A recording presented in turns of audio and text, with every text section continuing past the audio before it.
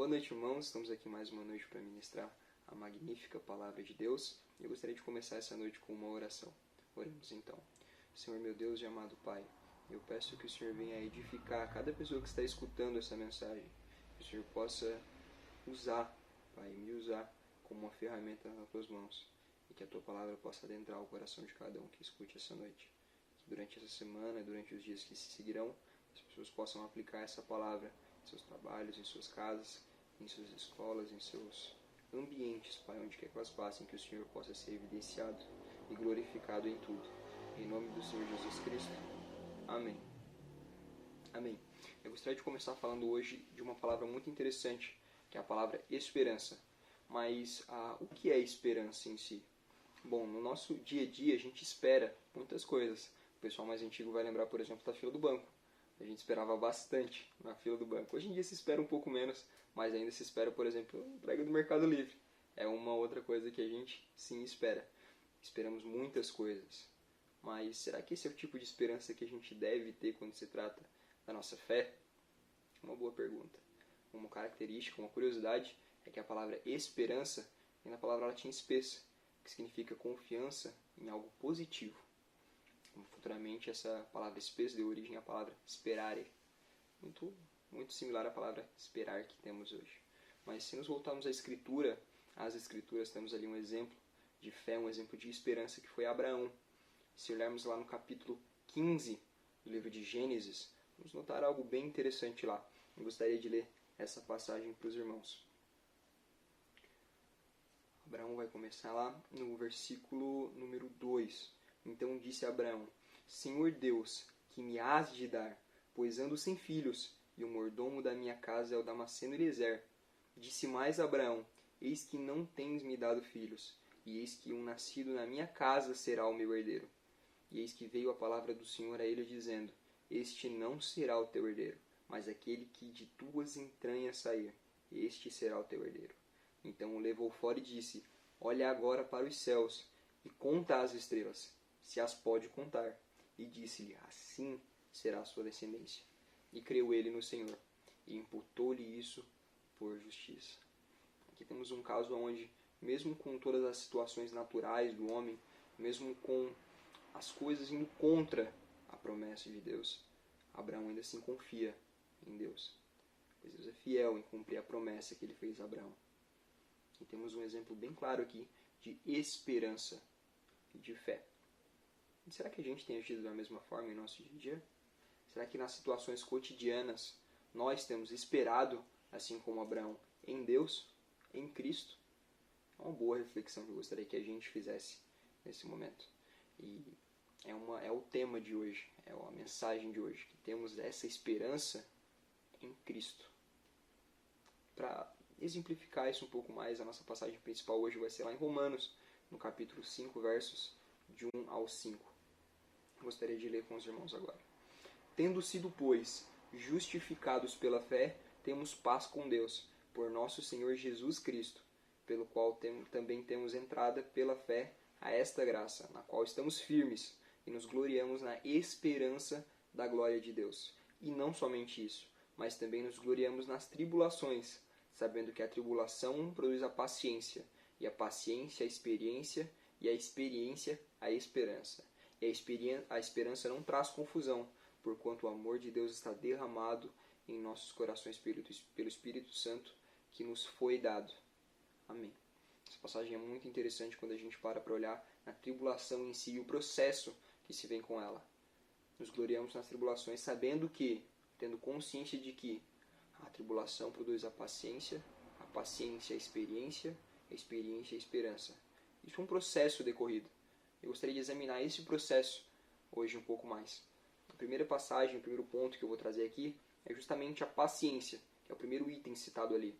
E no capítulo 8 do livro de Romanos, versículos 24 e 25, Paulo vai falar o seguinte, Paulo vai escrever: Pois nessa esperança fomos salvos, mas esperança que se vê não é esperança. Quem espera por aquilo que não está vendo? Mas, se esperamos o que ainda não vemos, aguardamo-lo pacientemente. Aqui duas palavras são trazidas, esperança e paciência. Como alguém espera a coisa que vê? A gente não espera algo que vê. A minha entrega do Mercado Livre está marcada para o dia 7. Eu não espero, eu sei que ela vai chegar dia 7. Mas tem uma situação que eu estou tão inquieto. Eu não sei quanto vai demorar. É aí que eu tenho que ter esperança. E esperar no Senhor. Confiar essa situação a Ele. A gente tem também no capítulo 12 de Romanos, no versículo de número 12, ele vai falar: alegrai-vos na esperança, sede pacientes na tribulação, perseverai na oração. Aqui temos também outro processo: alegrai-vos na esperança, que é Cristo. Sede pacientes durante a tribulação e perseverar sempre na oração, que é um instrumento, uma ferramenta, é a nossa comunicação com Deus hoje. E aqui ele vai falar: sede pacientes na tribulação, porque a tribulação passa, querendo ou não, ela passa. O exemplo que eu quero trazer hoje para essa situação da paciência eu não sei vocês aí, mas eu não costumo estender roupa na chuva. Não sei se algum de vocês fazem, mas eu não acho uma ideia tão boa assim. Mas mesmo que eu tenha roupa para estender e esteja chovendo, normalmente a situação é esperar o jeito, esperar a chuva passar. Não tem muita opção. Mas quando que a chuva vai passar? Uma ótima pergunta, de fato. Mas eu não consigo estender roupa com chuva ainda. Eu espero a chuva passar. Eu espero a tribulação passar. E assim como a chuva não dura para sempre, a tribulação também não. O sol se põe, o sol nasce. São situações. Mas a gente tem que ter a nossa esperança depositada em Cristo. E ser paciente nessa situação. Não agitar, não ser agitado. Não tomar decisões por impulso. Mas perseverar na oração, pedindo sabedoria para Deus. Olhando para essas situações com olhos espirituais. Para que possamos entender, através da paciência, compreender essas situações melhor. Que é justamente um pouco, acabei de dar um spoiler do segundo ponto. Que é, na tribulação, a paciência produz a experiência. O segundo ponto que a gente vai trazer nessa noite. E a primeira passagem relacionada à experiência está lá em Romanos 12, no versículo de número 2. Um versículo bem famoso, ele vai falar: e não sede conformados com este mundo, mas sede transformados pela renovação do vosso entendimento, para que experimenteis qual seja a boa, agradável e perfeita vontade de Deus. Uma palavra bem interessante aqui.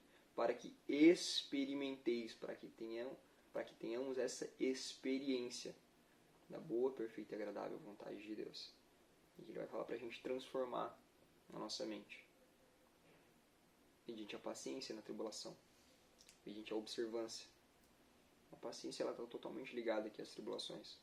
Quando chega aquela tempestade, está tudo muito agitado, a gente não consegue muitas vezes enxergar certas coisas. Por isso que a gente tem que ser paciente, para que possamos ter experiência, adquiri-la e experimentar o poder de Deus na nossa vida. E o segundo versículo está lá em 2 Coríntios, no capítulo de número 1, versículos 3 e 4.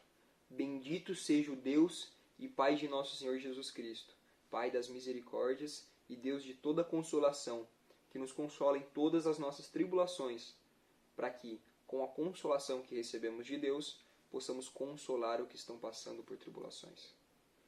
Muitas vezes nesses momentos difíceis, nós não podemos enxergar isso na hora, mas depois de muito tempo, a gente usa aquela experiência que obtivemos quando fomos pacientes, quando entendemos aquela situação, usamos essa experiência para ajudar outras pessoas que passam por coisas iguais. Então, um dos ciclos da vida, a gente passa por situações, aprende, adquire conhecimento, na frente e no fundo, passa isso. Uma das melhores experiências que a gente pode passar para frente, um dos maiores conhecimentos que a gente pode e deve passar para frente, devemos nos dispor a ser usado por Deus para que Ele passe esse conhecimento como é o certo para frente, porque Ele entende da salvação, que é o nosso maior tesouro. Que possamos passar essa experiência maravilhosa, que outras pessoas possam entender isso melhor, conhecer a verdadeira graça do Evangelho. Eu não sei vocês, mas eu tive um processo de aprendizado para ler um pouco complicado, sim. Mas eu aprendi. um processo difícil, eu era meio teimoso na escola. Mas, mediante a paciência, muito inclusive, eu aprendi a ler. E até um tempo atrás não, minha irmã ainda está nessa situação, ela está aprendendo a ler agora. Eu estou ajudando ela, mas eu não conseguiria fazer se eu não tivesse aprendido a ler. Se lá atrás eu não tivesse passado por aquele período que eu julguei difícil naquela época, para aprender a ler, entender que BA é Bá, hoje eu não conseguiria passar isso para ela. Que momento maravilhoso ensinar minha irmã a ler, coisa tão simples, tão cotidiana. Mas quando a gente ensina isso e vê outra pessoa aprendendo com isso, é muito bom. Mesmo assim, e assim nas nossas situações cotidianas, no nosso dia a dia, a gente, ainda assim, Deus nos usa com as tribulações, com as experiências que temos, para que possamos sim consolar outras pessoas. Claro, sempre de acordo com a palavra de Deus. Mas temos essa experiência e a consolação que vem de Deus, para que Deus em si possa consolar outras pessoas através de nós. Isso é maravilhoso. E vimos então, chegamos ao nosso terceiro ponto, que é a nossa bendita esperança. Em Hebreus, no capítulo 11, no versículo de número 1, ele vai falar, ora, a fé é o firme fundamento das coisas que se esperam e a prova das coisas que se não veem. Firme fundamento das coisas que se esperam e a prova. Tem duas palavras aqui muito interessantes, firme e prova. Eu não vejo dúvida nessas palavras. É o firme fundamento e a prova das coisas que se não veem. Porque se a gente visse, como é que a gente ia esperar? São boas perguntas, boas ligações. Mas a questão é que temos certeza hoje na graça de Deus. Essa é a nossa esperança, nosso Senhor Jesus Cristo. Não restem dúvidas no nosso coração. Saber que Ele nos ama, que Ele nos resgatou do mundo das trevas para o seu reino de luz. Uma outra passagem que eu ia trazer é Romanos 8, passamos pertinho dela. Romanos 8, no versículo número 18.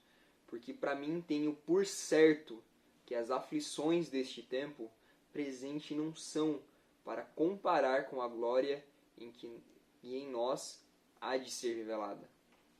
E que o apóstolo Paulo vai usar, tenho por certo, por certeza, por firme fundamento, que as aflições deste tempo, se nós nos remetemos ao tempo de Paulo, as aflições lá eram coisa séria, eram perseguições, eram crentes usados como tocha viva, eram crentes usados em jogos, o bel prazer de muitas pessoas eram mortos e torturados.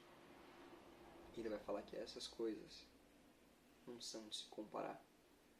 Porque se pararmos para olhar a nossa vida aqui na Terra, um sopro, coisa tão passageira, tão ligeira, a gente nem tem tempo de enxergar. E que mudança nossa insignificância, possamos fazer nessa terra tão vasta. Tantas pessoas. E a resposta é que nós, em nossa carne, em nosso estado natural, mínima. Realmente, verdadeiramente mínima. Agora, Cristo, agindo através de nós, aí sim. Aí a mudança pode ser feita, a verdadeira mudança. O verdadeiro evangelho pode ser anunciado. As verdadeiras boas novas. Cristo morreu para pagar pelos nossos pecados e que somos salvos deste mundo pecador e do julgamento. Agora temos também em Romanos 15, no versículo 13, Paulo escreve que o Deus da esperança os enche de toda alegria e paz por sua confiança nele, para que vocês transbordem de esperança pelo poder do Espírito Santo. Que o Deus da esperança transbordem de esperança, que possamos sim ter esperança, confiança em algo positivo, que possamos sim olhar para a nossa vida passageira e entender que situação nessa terra aqui é tudo que ela é passageira. Que possamos nos entregar cada vez mais, nos mortificar cada vez mais, para que Cristo em tudo seja glorificado e nós em nada evidenciados. Porque nós nada somos. Toda honra e toda glória deve ser oferecida, deve ser dada a Cristo, que é quem realmente faz a boa obra, tanto em nós como nas outras pessoas. Outra passagem ainda, Tito, no capítulo de número 2, versículos 11 ao 14. Porque a graça de Deus se manifestou salvadora a todos os homens.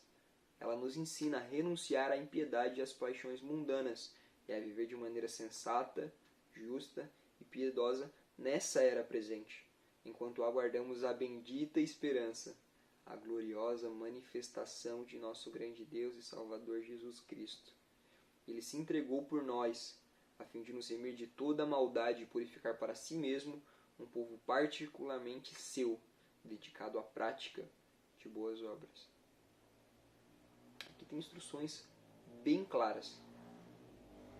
Renunciar à impiedade e às paixões mundanas e viver de maneira sensata, justa e piedosa nessa era presente. Pensado que mesmo Paulo escrevendo isso 2000 anos atrás, bem atual, essa passagem. Podemos trazer isso e devemos trazer isso para os nossos dias atuais.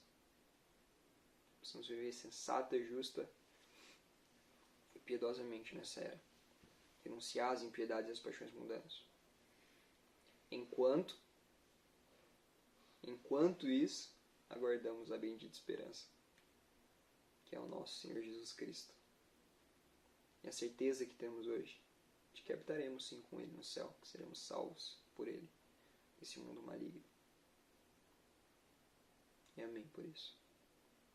E a última passagem para encerrar nossa mensagem de hoje, 1 Timóteo, no capítulo 4, versículo 10, ele fala: se trabalhamos e lutamos, é porque temos colocado a nossa esperança no Deus vivo, o Salvador de todos os homens, especialmente dos que creem.